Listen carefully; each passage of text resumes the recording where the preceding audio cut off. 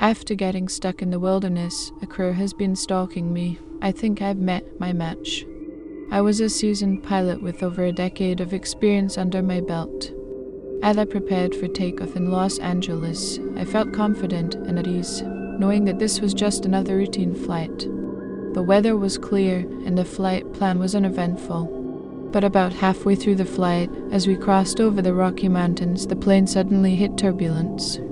At first, it was just a few bumps, but then the shaking became more violent and the plane started to lose altitude.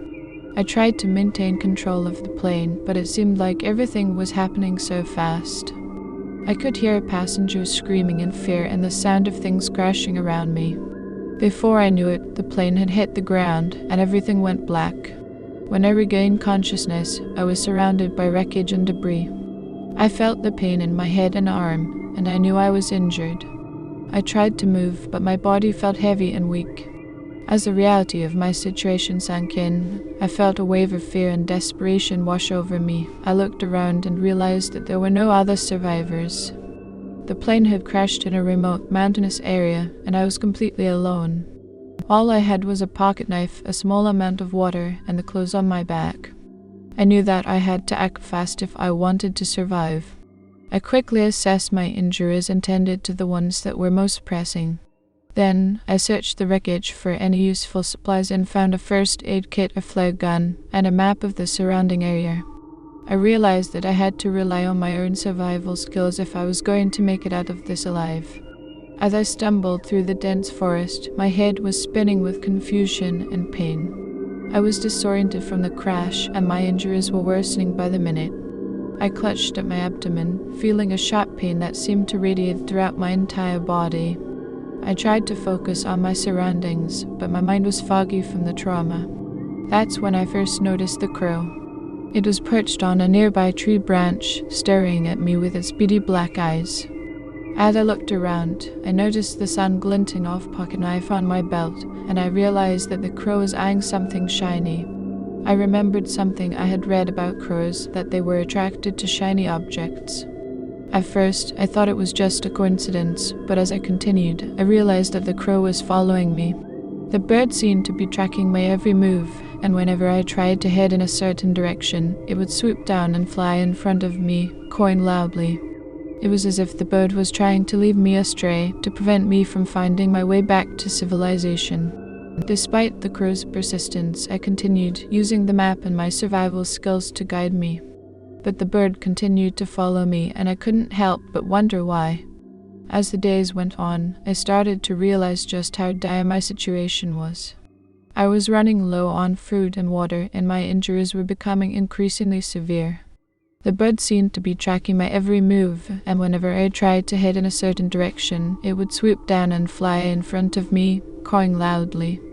It was as if the bird was trying to lead me astray, to prevent me from finding my way back to civilization. I tried to shake off the feeling of paranoia that was creeping up on me, but I couldn't ignore the fact that the crow seemed to be actively working against me. It was leading me away from sources of food and water, and seemed to be trying to keep me lost in the wilderness. As I stumbled through the forest, trying to find my way back to civilization, the crow continued to follow me. It seemed to know exactly where I was going, and was doing everything in its power to prevent me from getting there. I couldn't shake off the feeling that the bird was somehow connected to my predicament, and I knew that I had to find a way to outsmart it if I was going to survive. The more I thought about it, the more convinced I became that the crow was following me for a reason. It wasn't just a coincidence that it had been tracking me for days, leading me away from sources of food and water. I started to develop theories about why the bird was so fixated on me. One theory was that the crow was simply scavenging for food and had learned that I was a potential source of sustenance. Maybe it had seen me struggling to find food and water and had decided to stick around in case I died, so it could feast on my remains. Another theory was that the crow was somehow connected to the plane crash. Perhaps it had witnessed the crash and was now following me as a way of guiding me to safety. Or maybe it was somehow involved in causing the crash and was now trying to prevent me from getting back to civilization and revealing the truth. As far-fetched as these theories sounded, I couldn't shake off the feeling that there was something more going on with the crow. It was too persistent and too intelligent to be just a random bird following me around. I knew I had to be careful and find a way to outsmart it. I remembered reading somewhere that crows are one of the most intelligent birds in the world. They are known to recognize individual human faces and remember them for years. In fact, some research suggests that crows may even have a form of consciousness and self-awareness. I recalled how crows are capable of problem solving and even using tools. For example, they have been seen dropping nuts onto hard surfaces to crack them open and using sticks to extract insects from crevices. They are also known to be able to solve complex puzzles and tasks in order to obtain food rewards. With all of this in mind, I couldn't help but wonder if the crow following me was somehow aware of my situation and actively trying to prevent me from finding help. It seemed too intelligent and purposeful to be just a coincidence. As night fell, I heard the distant howling of wolves in the distance. I knew I had to find shelter fast. But as I stumbled through the darkness, I realized that the crow was still following me. And then it hit me, the bird wasn't just following me, it was leading the wolves to me. Panic set in as I realized the gravity of the situation. I had to find shelter and fast before the wolves caught up to me. But the crow seemed determined to make sure that didn't happen.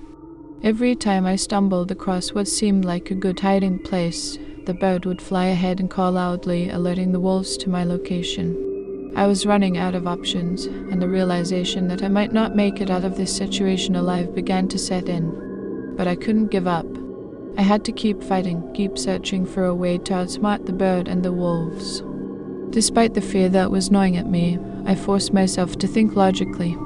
I knew that crows were highly intelligent creatures, capable of complex problem solving and even using tools. If I was going to survive, I needed to use my own intelligence to outsmart the bird. But first, I needed to find a way to escape the wolves. I knew that they would be able to track me by scent, so I needed to find a way to mask my own scent and throw them off my trail. I grabbed some dirt and leaves and rubbed them all over my body, hoping to mask my scent with the smell of the forest.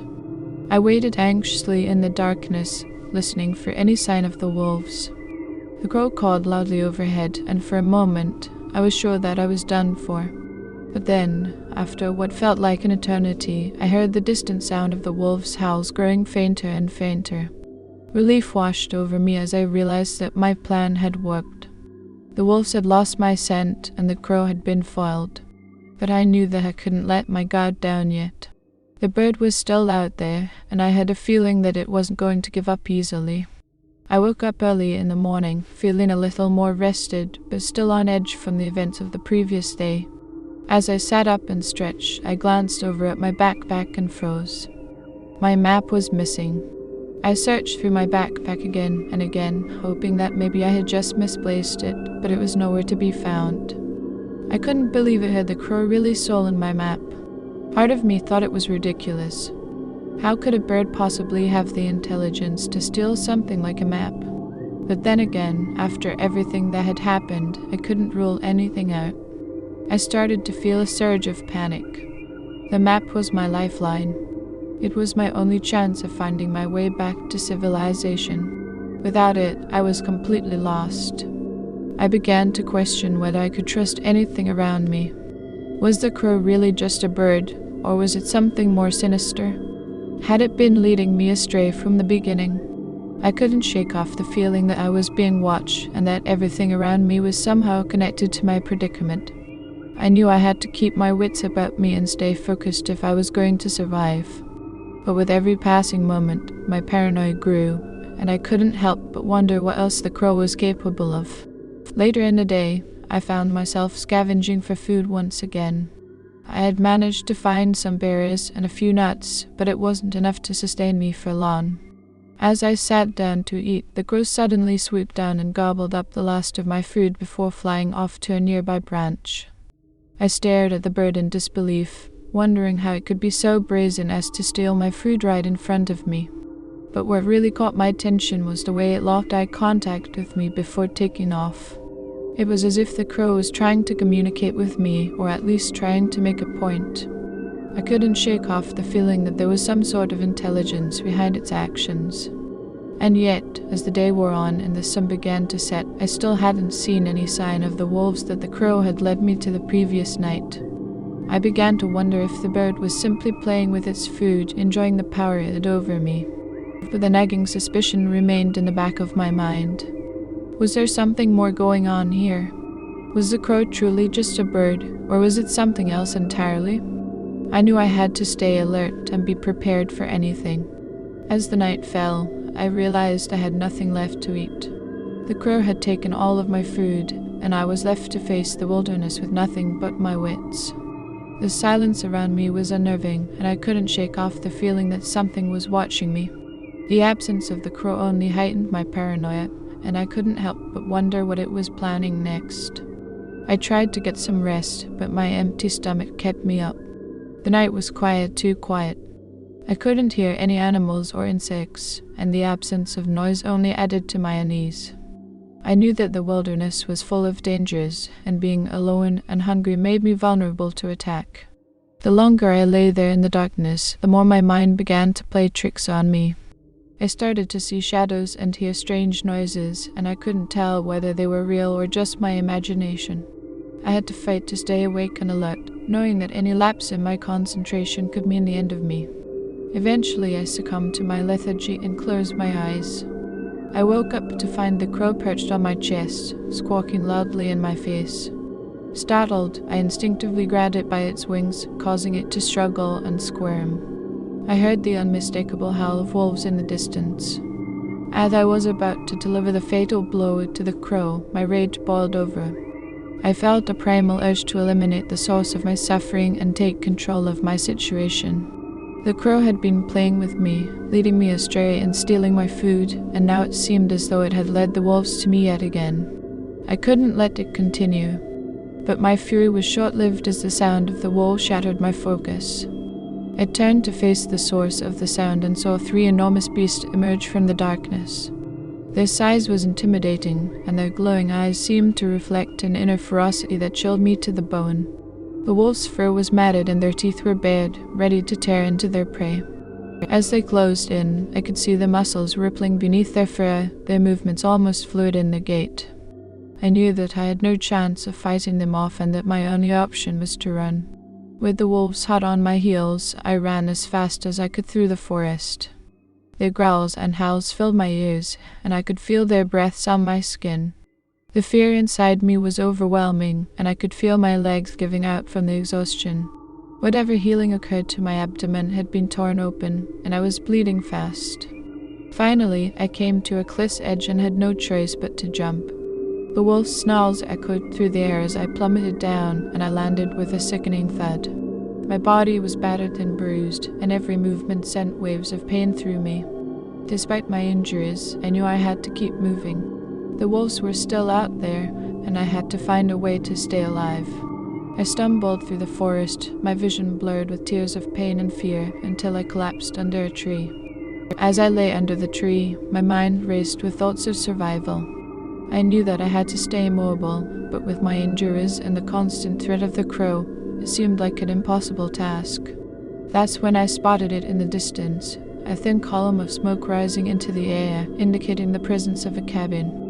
My heart leapt with hope, but then I heard it. A loud squawk erupted through the forest as I locked eyes yet again with my adversary. The wolves howled in the distance, responding to the crow's call.